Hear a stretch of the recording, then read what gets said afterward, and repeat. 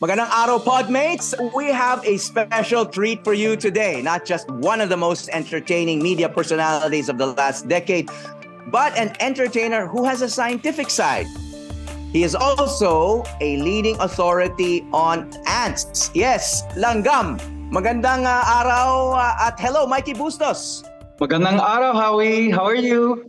Thank you for joining us. I know you're in your beautiful new home in Cavite. I'll be asking you about that, but you know that I know that that's just the tail end of this remarkable journey you've had. No, you've been an inspiration to many, including my son. No, he started watching you when he was a little boy, and you've had a unique journey. No, I just want to mention that when we were reading up on you, we noted that it's a milestone year for you, Mikey. You've been in showbiz 20 years. You began your showbiz career on Canadian Idol. Of course, everyone knows about American Idol here in the Philippines, but there's a Canadian Idol in the same way that there's a Philippine Idol, and probably many other countries have a similar show. No, but you were a finalist in 2003. Tell us how you got started on Canadian Idol. Yes. So around high school, I really wanted to enter the music business. I learned that I really loved to sing. I personally wanted to be like NSYNC and Backstreet Boys. They were my inspiration in high school. I just wanted to be like them. So I formed a singing group in high school, and I was really into it. And then going into college, I was studying biology. And I needed money because I was living on campus. So I joined a singing competition and I came first in my university. Then I went on to compete against other universities and came first in that. And then I realized, you know what? I don't want to study to become a veterinarian because that's what I was pursuing. So I dropped out of school. I said, Mommy, I want to be a singer. Oh my gosh, she was so angry. Filipino parents, right? Like, from animal doctor to like struggling singer. So I did. And then 2 or 3 years later, I tried out for Canadian Idol. And that was what started everything. I placed 8th in the competition. And it was really an amazing experience and a life-saving experience too. It was redemption because then my family was like, okay, you're good enough. All right. So your family migrated to Canada and you were born in Canada. Yes, I was born and raised in Toronto. My parents met in Canada and got married there. But yeah, they migrated from Philippines in the 70s. I want to ask you, were you always interested in your Filipino identity? Yeah. So I'm part of a first gen, like a big group of Filipino Canadians, and I would say North American Filipinos who have migrant parents. And so our exposure to our own roots is through our parents. So the food that we ate was Filipino food. What they would tell us about, stories about the Philippines, that's all we knew about our culture.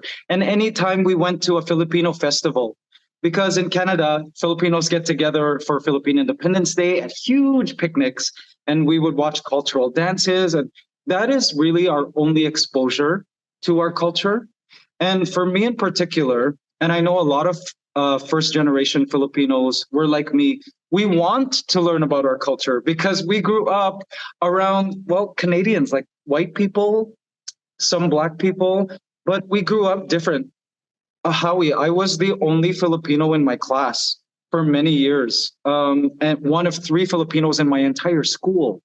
So, of course, I grew up feeling different, and I felt at home every time I was at a family party or around Filipinos at these festivals, So I think because of that environment, I already was in sort of like a need to learn about my identity. And this is why Filipino Canadians are very like first generation Filipinos or even second generation Filipinos.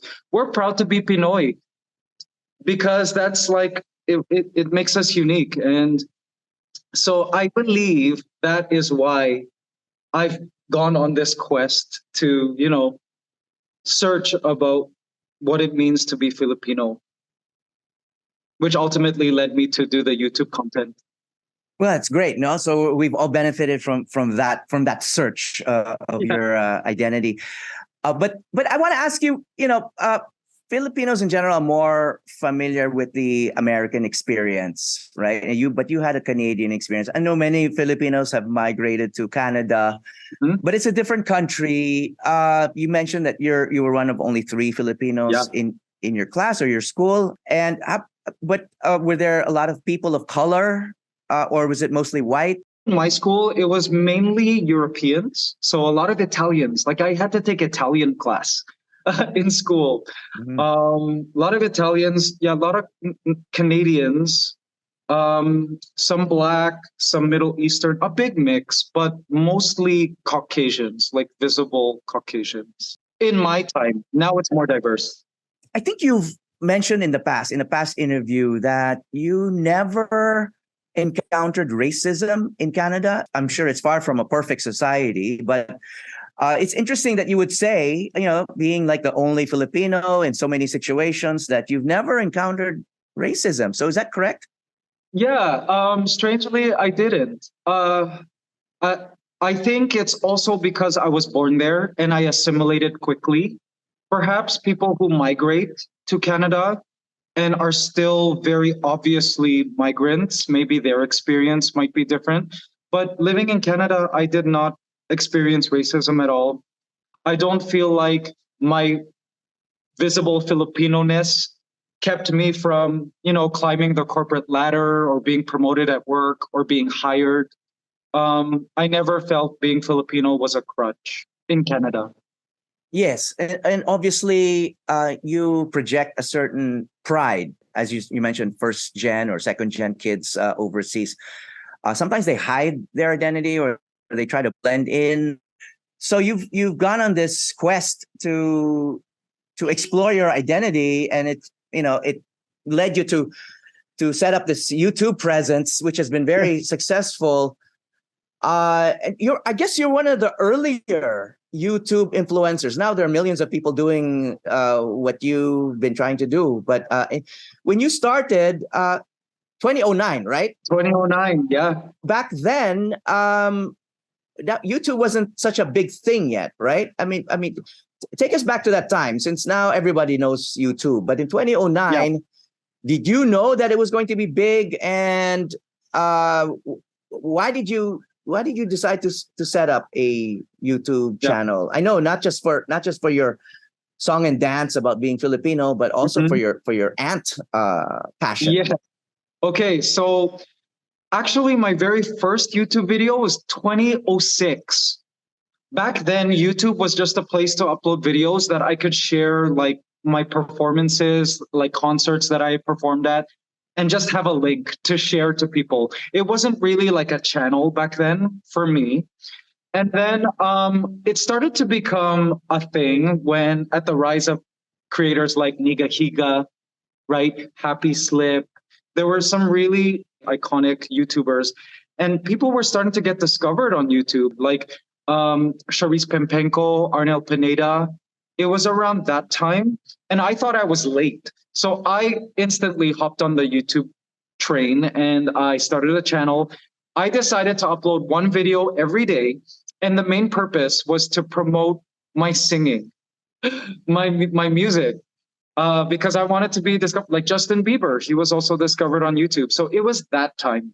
And yeah, one day I decided, you know what? I don't have a song to sing. I'll just upload a Filipino comedy skit. And that is what went viral. And then as soon as I got the audience, I'm like, okay, guys, so I sing. Let me upload, covers and stuff. But people would want and request more Filipino comedy. So then I started to realize that, the channel actually has a purpose. People are resonating with the Filipino content. And I kept going with it. And turns out I started to go viral as a comedian.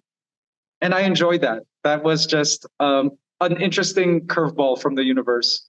So did you have to develop that talent? I mean, I did. was there like a light bulb that kind of lit and told you, I want to be funny now? Or was this Yeah, something I that mean, was, within you early on? correct. Being a comedian was not on my bingo card at all. Like I'm not the one at the party to make people laugh. I'm the one laughing at my cousins who are natural comedians. And yeah, it was just a skill that I kind of developed on the fly, I suppose. Like the thought of doing stand-up comedy freaks me out. But YouTube comedy and editing and all of that came sort of like as a learning curve for me that I ended up doing well in, I suppose. So you haven't done stand-up comedy? No, I do it in my shows now, but Okay. my main background is for entertainment is singing. But I've Yeah. discovered that people find me funny too, so it works. All of your comedy about being Filipino, of course, it came from your direct experience. This is not something that you had to research. Yeah, I mean, it's all based on real life experience with my family and my parents as my main inspiration. And I think growing up Canadian and Filipino allowed me to see the differences. So I already could see what was good and funny material just by looking at my parents and being like, that's different. The way we use a fork and spoon. And when I go to my neighbor's place, they only use a fork. Like things like that. Yeah. Well, all of these things, what makes it interesting, I guess, is for a lot of Filipinos watching you, we don't even think about these things as being unique. I mean, it's just a normal part of life. But then because you grew up in a different society and culture, you know that it's different. And so you kind of highlight these things and then make Filipinos think about their own uniqueness in this, multicultural world. I think what resonated with Filipinos everywhere was that we all have this common thread in so many different ways of life, just no matter where in the world we're from, we might be very different in a lot of ways, come from very different countries, but there's some Filipino-ness that kind of like we all relate to and we find funny because it's true. It's that kind of humor of like, oh, that's so true. But a lot of people didn't know that you have this other side, no? So accompanying your passion for singing and your talent for singing, you've always had this interest in animals and in ants in particular. As you mentioned earlier, you dropped out of vet school. So growing up, thank God, my parents were very supportive of my love for animals. They let me keep all kinds of pets from rabbits, dogs. We've had lizards. Oh, my mom and dad let me keep all kinds of weird, creepy crawlies, tarantulas. And I was the kid who would go out into the yard and turn over stones and bring back like little insects in jars. And I'd set them all up in my parents' basement and invite all the neighborhood kids to our place. And I would give them a guided tour of all the creatures I had caught. So I really loved nature and wildlife and animals. They really fascinated me as a kid. I loved watching nature shows. I was always at the library pulling out animal books.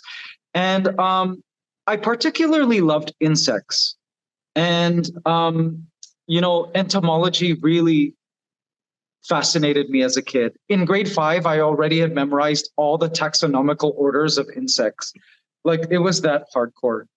And I think as an adult, I had seen a YouTube video of an ant colony, and it brought back my joy for insects and ants.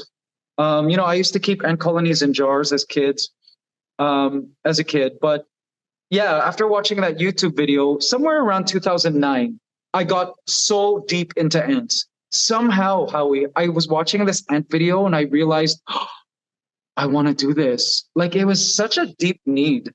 So I got into ant keeping and I opened a YouTube channel and filmed all my ant colonies. And then I would make ant farms for my ant colonies and people would message, hey, how can I make this? Can you make this for me? And they would pay me to make ant farms. And then I opened an ant store and it just snowballed into this whole ant industry. What's interesting is this, you said that you started this ant YouTube channel in 2009. That's around the same time you were kind of becoming a singing sensation on YouTube as well. It must have been a challenge in terms of time management. Yeah, it really was. It was such a double trajectory of like life direction. that I kept running with. And then for a while, the Filipino comedy stuff kind of took precedence over the ant stuff. When I moved here, right, I couldn't continue really. I had to figure out how to continue the ant store because I would make the ant farms myself and sell them online. Well, I couldn't do that. Working with GMA and living here in the Philippines, I couldn't get the same materials. So it was really hard having to look for manufacturers to help me. And it was really like its own journey of growing pains, setting up the ant company and also filming ant videos. But it was a blessing in disguise because moving to the Philippines, there are more ants here. Biodiversity is greater. So there's more content to film. And then also it's a tropical country. So the ants don't go into hibernation and I could film year round. Whereas in Canada, I could only film when it wasn't winter. So it, the whole Filipino journey and the ant journey really helped each other out, I suppose. You're kind of having a moment right now. You built this house. You have a successful entertainment career, and then your ant career, if you call it that, has entered a new stage because you've recently discovered, and you've made the news because of this, a new ant species. It's not a new ant species. Clarify this Yes. for us. But you discovered that an ant species that was only known in other parts of the world, Correct, was actually found also in the Philippines. Tama ba? That's it. Yep. So it's a geographic discovery. So we knew they existed in other parts of Southeast Asia, but it was the first record of it in the Philippines. I have since made 3 of such geographic documentations. And Murano Plus Bicolor was the first. And one of the 3, Howie, could possibly be a new species. We're just waiting. I'm waiting for Doc General, who's a very well-known Filipino myrmecologist, scientist that studies ants, to determine whether this third species of ant is actually a new species. And he says it doesn't look like anything he's ever seen in the country. And he checked other surrounding countries, can't find anything that matches that either. So crossing fingers, might have discovered a new ant species. It's amazing. Okay, wow, congratulations. Of course, the first thing that comes to my mind is it going to be named after you? Like I haven't asked yet. I'm afraid. Bustosai or what? Yeah, exactly. I haven't asked Doc General what the rules are. That would be cool if I get to name it. I don't know. We'll see when it happens, I guess. Yeah. Wow. So what's the timetable for this? When will this be? How long does this process take before it's verified that this is a new species? Well, it could be a pretty lengthy process. Also, Doc General is quite busy with his other projects. Every time I bug him about, but no pun intended, every time I bug him about ant-related stuff, he does work just volunteer-wise and when he's free. So it really depends on his schedule, but we're hoping soon. Hopefully, within the next few months, we'll be able to tell. Okay, well, I guess for a ant enthusiast like yourself, I mean, the Philippines must be like heaven, right? I know that yes. we have, as you mentioned, we have a lot of biodiversity and insect diversity, and you discovered this ant living on your property, just right there. You didn't even have to there. do like an expedition or anything. You didn't have to climb a mountain to see. I mean, in other words, that's how easy it could be, right? Exactly. To make a discovery in the Philippines. There isn't enough people looking. And it's kind of a calling to go into the world of entomology as a career and devote your life to, studying insects because maybe it might not be the most what's the word? Profitable job, lucrative work, but it's important work. I mean, the biodiversity here in the Philippines is amazing, not just for ants, for all kinds of fauna. We're a biodiversity hub for a species. So But like you said, the fact that we made three scientific discoveries just by like wandering in our yard here.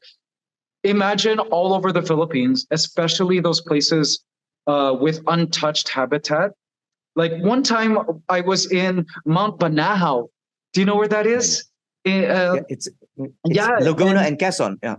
yes. Was staying there for 2 or 3 days, and I had captured all kinds of insects, and I sent them to my friends, and they're like, "We've never seen this before. These could be new species." And I just feel like there aren't enough people out there looking and documenting new species here in the Philippines. There are a lot. I noticed that when Karen Davila interviewed you, went to your house and showed Yes. your house, and it's quite an impressive property. It's quite large, and you have a lot of nice artwork, and it's extraordinary in a number of ways. But she titled her video, if you noticed, I'm sure you remember, Mikey Bustos, Yumaman sa Langgam. No, I don't know if she was being tongue in cheek, but I kind of, that got me thinking, because people know of you as a successful entertainer, and that's how you usually, that's how someone could earn while maintaining these kinds of passions. But I need to ask you, yumaman ka ba talaga sa langgam? I mean, was that a source of wealth? You got so successful that you could earn enough from this passion to like build a house like that? Yeah, well, I saw that title too, and my heart jumped into my throat when I saw that. I guess her and her team felt like that was the most clickbait title, and it seemed to work. It got over 1 million views, that video. Yeah, But and I recall it. I actually people have asked me like, where do you earn most of your income? And to be honest, Howie, first of all, I don't like talking about money, but second of all, I don't actually know. I'm not sure which was more profitable. I still don't. I kind of don't keep track, but yeah, Ants Canada definitely helped. One, because it's got a two-part business, the YouTube side, which is you earn from views, right? Um, and most of the audience on the Ants Canada channel are from countries with high CPM, like mostly Americans and Europe and Australia, Canada. Those are like the highest paid countries for viewership. So that really helped. So that's really a mainstream YouTube channel. But also the store, like setting up an e-commerce site. We now have grown to an international level where we manufacture in Asia. We have our own warehouse in Utah, and we ship our products all over the world to end keepers around the world. We've really started an industry. So I feel very lucky with the success. So I didn't know that the ant business was on that level already. You've got overseas, warehouses. Mhm. So this is not, this is not some, adult kid with like an ant It still feels terrarium like at I'm home. playing with bugs, but Yeah, but you are earning from it. Okay, it's yeah. well, good for you. I mean, Thank I'm sure you. that's inspiring a lot of kids to think, hey, I'm also interested in insects scientifically, but I can also make a living from it. Absolutely. Yes, you Not can. necessarily wealthy, but you can actually make a living. Oh, that's great. Congratulations. Yeah. I Thank know. you. So one of the guides of Karen was your partner RJ. No, Yeah. and you share that house with him, and you credit him with much of the styling and the taste. I guess both of you share this interest in Filipino art and furnishings, or is that mostly him? No, we both do.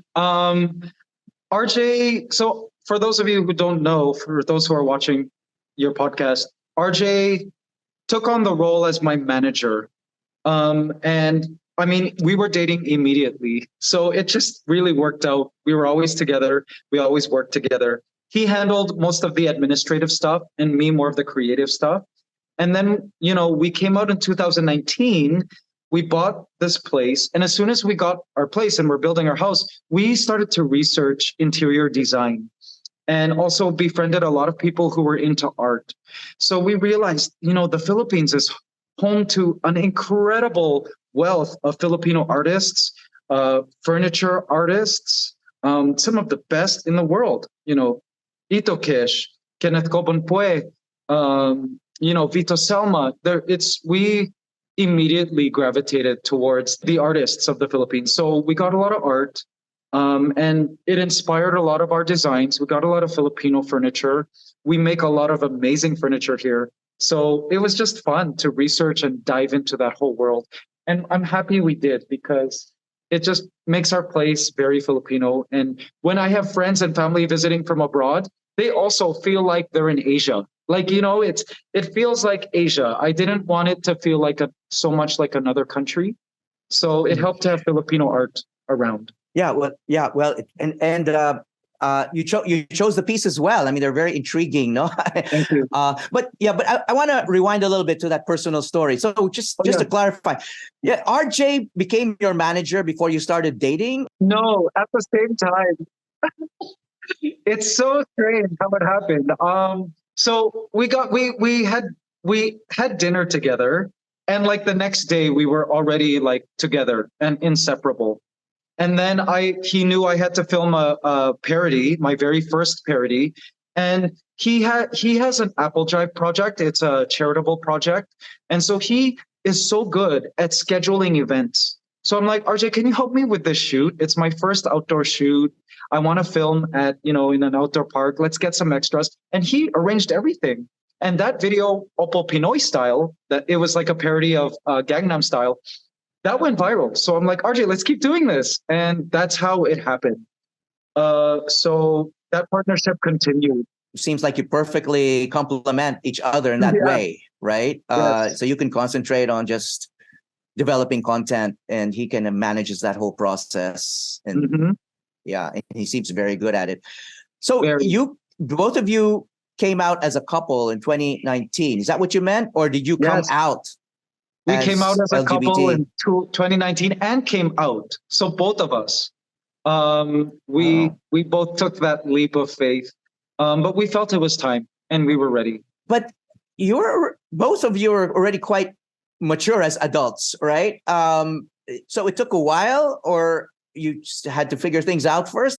I think because I'm Canadian, I was ready a lot earlier. In fact, when I had moved to the Philippines, in 2011, 2012, I was already half out to a lot of my friends in Canada, not to my family, but to a lot of my friends and to my brother even. It was harder and more challenging for RJ because he comes from super provincia family. And, they're very traditional, very conservative. So I think it was harder for him. And I'm really proud that he did. Well, congrats. So that's another inspiring story about you. I want to ask you about this fellow Canadian, Kulas. No, I think you've met, you have a video together. Yeah, finally, I was able to meet him in Boracay earlier this year. That's right. After, he's kind of had a kind of a parallel YouTube career. That's right. He's one of the OGs. Yeah, and but of course, you were ahead of him in terms of being Canadian and being in the Philippines doing YouTube videos. But what do you think of him? I mean, he has his own unique persona and online presence. I think what Kulas does is incredible. It's amazing. It's very inspiring too.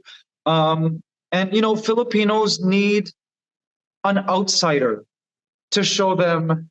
They need to visually see, I think, someone who's not Filipino, the beauty of being Filipino.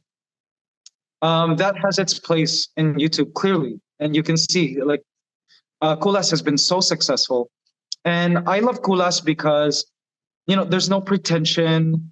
It's clear what his intention is, which is to show the beautiful side of the Philippines, all the amazing things about, not just Manila, but out there where he lives in the South. And it's really inspiring to see him grow on social media.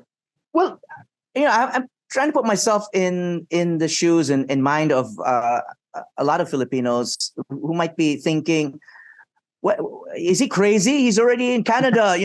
Filipinos want to move to Canada. Try to walk us through his mind a little bit. What would attract a Canadian to come to the Philippines, where the Canadian embassy occasionally issues travel advisories to Canadian citizens not to go around, etc. And he's white, not like you. Yeah. You can pretend to be born and raised here, but he's white, and but he seems so comfortable. But why would someone even? I can imagine visiting, but living here, buying property, becoming a citizen, promoting, championing Filipino culture, while so much of the news is negative about the Philippines. So try to make us understand him. Well, yeah, I think me too. Like growing up as a Filipino Canadian, I had a lot of white friends. And my Canadian white friends, one of them said something to me that I never realized. Like he said, there are all these cultures that go home, they eat food from their country, and they have all these traditions. Some of them practice various religions. And he said he was envious of the cultural kids, and of envious of me being Filipino, eating Filipino food, having Filipino parents that speak Tagalog. And that's when it kicked in. I feel like maybe a lot of white people long for culture, or they just really resonate with culture. And again, happiness it's relative.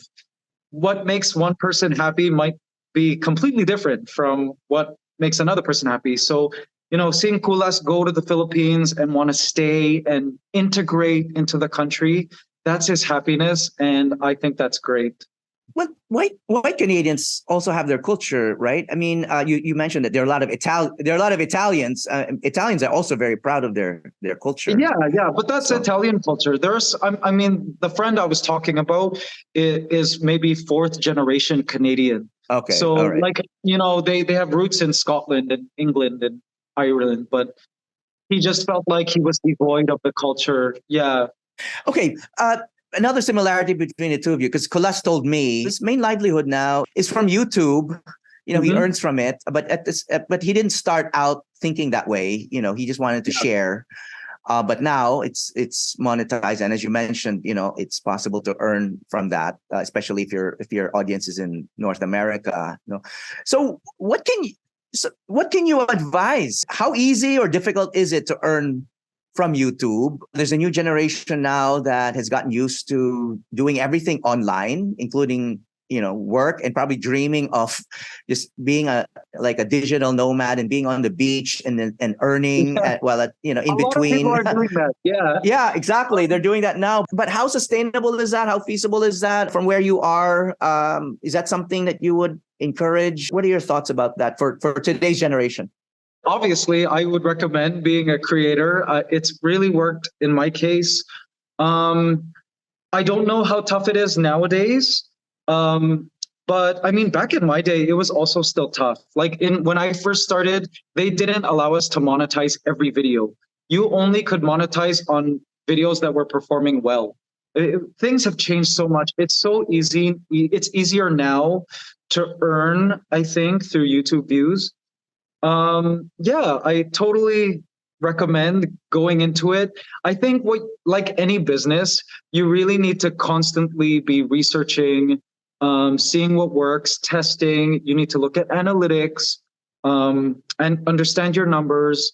My tip for anyone trying to get into social media is geography is one of the most underrated analytics that most creators don't really think about.